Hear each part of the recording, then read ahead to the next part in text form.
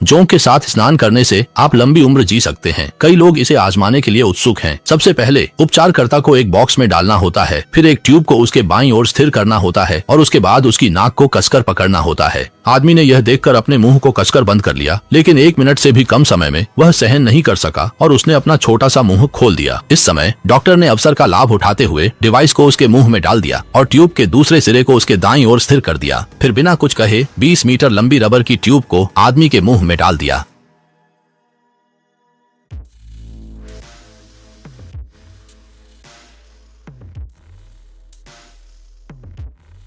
जब ट्यूब सही स्थान पर पहुंच गई तो डॉक्टर ने आदमी को इन्फ्यूजन प्रक्रिया शुरू कर दी। उसने संतोषपूर्वक 2 साल से पीले शराब में भिगोई हुई जोंक को देखा, फिर धीरे से वाल्व का स्विच पूरी तरह से खोल दिया। आदमी अविश्वास से देखा कि 300 साल पुरानी छोटी प्यारी चीज धीरे ट्यूब के माध्यम से उसके मुंह में तैर रही थी। हालांकि जो और भी अप्रत्याशित था वह एक खेल था जिसका आनंद केवल शीर्ष अमीर लोग ही ले सकते थे, जिसे साधारणतः अमृता चिकित्सा कहा जाता है। इस प्रयोग का सिद्धांत यह है कि पीले शराब में भिगोई गई जोंक में शक्तिशाली विषाणु नाशक गुण हैं, जो इसे आंतों के माध्यम से शरीर के हर हिस्से में तैरने देते हैं। यह शरीर की सभी गंदगी अवशोषित कर सकती है। जोंक की आयु को भी शुद्ध किए गए मानव शरीर पर स्थानांतरित कर देती है। फिर उच्च तापमान पर पूरे शरीर को आसवन करके अमृता का एक बूंद सार निकाला जाता है। बस एक बूंद पीने से आप अपनी आयु को 10 साल तक बढ़ा सकते हैं। इसके अलावा यह वृद्धाश्रम उन्हें दैनिक प्रशिक्षण भी देता है। चाहे वह 200 पाउंड का मोटा बुजुर्ग हो, वह भी आसानी से 1 घंटे तक तैर सकता है। लॉक एक प्रतिभूति कंपनी का बिक्री प्रबंधक है, जिसे अध्यक्ष को घर वापस लाने के लिए आल्प्स पर्वत पर भेजा गया था। लेकिन जैसे ही वह पहाड़ के नीचे के छोटे से गांव में पहुंचा, उसे ग्रामीणों ने सड़े हुए अंडे फेंक कर मारा। ड्राइवर ने कहा कि यह इसलिए है क्योंकि 200 साल पहले पहाड़ के बारोन ने शुद्ध रक्त प्राप्त करने के लिए अपनी सगी बहन से शादी करने का निर्णय लिया था। हालांकि उनकी नई शादी की रात को ही ग्रामीणों ने दोनों को भूमिगत मकबरे में धकेल दिया और फिर आग लगाकर उन्हें जिंदा जला दिया। तब से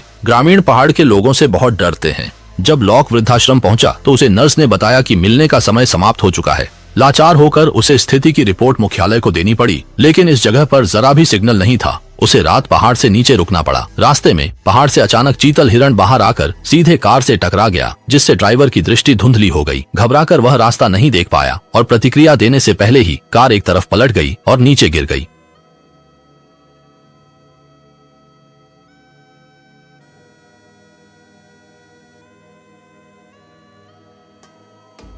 जब लोके जागा तो 5 दिन बीत चुके थे। दुर्घटना से उसकी दाहिनी टांग में फ्रैक्चर हो गया था। निदेशक ने उसे बताया कि उसे सावधानी पूर्वक इलाज करना होगा, अन्यथा अंग विच्छेदन का खतरा हो सकता है। लोके को वहीं रुकना पड़ा। उसने नर्स से पता लगाया कि अध्यक्ष संघर्षशील स्नान घर में हैं, लेकिन चाहे वह कितना भी समझाने की कोशिश करे, अध्यक्ष उसके साथ वापस जाने के लिए तैयार नहीं थे और फिर वह खुद ही स्विमिंग पूल में चले गए। इसके बाद घटना घटी। वह आधे घंटे तक पानी में डूबा रहा। वह लोके के साथ जाने को तैयार हो गया। लोके ने रिसेप्शन पर औपचारिकताएं पूरी की। जब वह कमरे में अध्यक्ष से मिलने गया, अध्यक्ष का कोई पता नहीं था। वह डीन के पास गया। डीन ने कहा कि अध्यक्ष की बीमारी बढ़ गई थी, इसलिए उन्हें दूसरे कमरे में स्थानांतरित कर दिया गया। लोके को विश्वास नहीं हुआ। उसे लगा कि यह नर्सिंग होम यह एक बहाना। फिर बुजुर्गों के पैसे ठगे जाते हैं और प्राचार्य के चेहरे पर अवमानना होती है। इसके बाद अचानक लोके को चक्कर आता है और वह बेहोश हो जाता है। होश में आकर वह खुद को एक विशाल पानी के टैंक में बंद पाता है, जिसमें पानी भरा है। चाहे वह कितना भी चिल्लाए, बाहर की दुनिया उसकी आवाज नहीं सुन सकती। कुछ समय तक संघर्ष करने के बाद अंततः वह पानी में डूब जाता है और उसकी सांसें थम जाती हैं।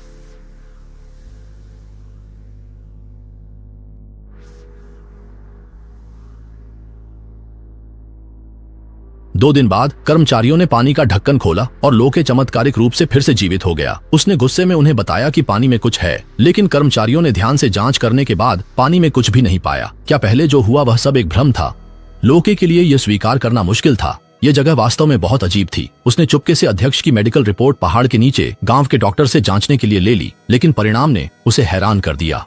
अध्यक्ष को साधारण दांत दर्द था, फिर भी वह इस महंगे स्वास्थ्य केंद्र में इलाज के लिए आए थे। सच्चाई जानने के बाद लोके पुलिस स्टेशन जाकर रिपोर्ट दर्ज कराने के लिए दौड़ा, लेकिन जब उसे लगा कि वह उन्हें पकड़वा सकता है, तभी पुलिस प्रमुख ने निदेशक को अंदर लाया और लोके को लोकेशी स्वास्थ्य केंद्र के मरीज के रूप में ले गए। जाने के बाद लोके को भ्रम सुनाई देने लगे। बाथरूम का हैंडल बजता रहता था, इसलिए उसने पानी की टंकी का ढक्कन खोला और अंदर से पानी के जीव बाहर निकल आए, जिससे लोके दीवार से चिपक गया। थोड़ी देर बाद जब वह थोड़ा संभला तो उसने फिर से शौचालय को उलट पलट कर देखा।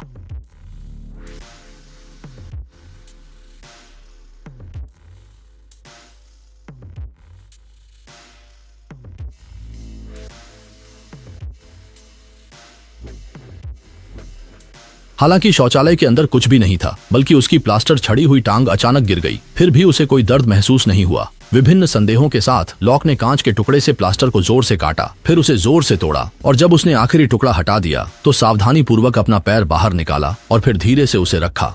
पर यह नहीं सोचा था कि उसकी टांग टूटी नहीं थी। लॉक ने इधर उधर हिलाकर बार बार पुष्टि की, जब तक कि उसे जमीन पर चलने का एहसास नहीं हो गया।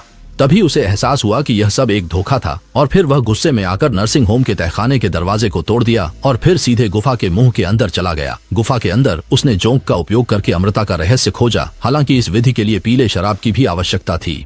पानी को बाहर निकालने के अलावा जीवित व्यक्ति की भाप का सार भी निकालना पड़ता है, जिसका मतलब है कि नर्सिंग होम में इलाज के लिए आए सभी लोग बलिदान बन जाएंगे। और इसके बाद का दृश्य उसके अनुमान की पुष्टि करता है। उसने देखा कि कर्मचारी एक सूखी लाश को तालाब में डाल रहे हैं और तालाब में झोंक गंध पाकर उस पर टूट पड़ी। लॉक जल्दी से वापस भागा और नर्सिंग होम की साजिश का खुलासा किया, लेकिन उसने नहीं सोचा था कि महिलाएं जैसे किसी श्राप से ग्रस्त होकर उसे मारने के लिए दौड़ पड़ेंगी। जब वह फिर से जागा तो वह एक विशाल इन्फ्यूजन टैंक में बंद था।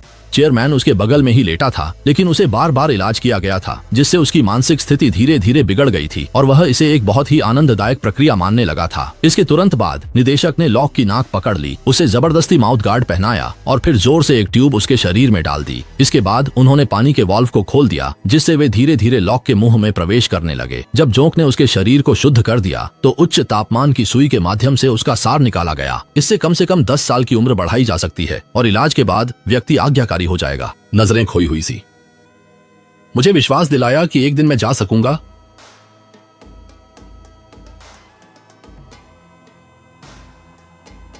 कोई क्यों जाना चाहेगा?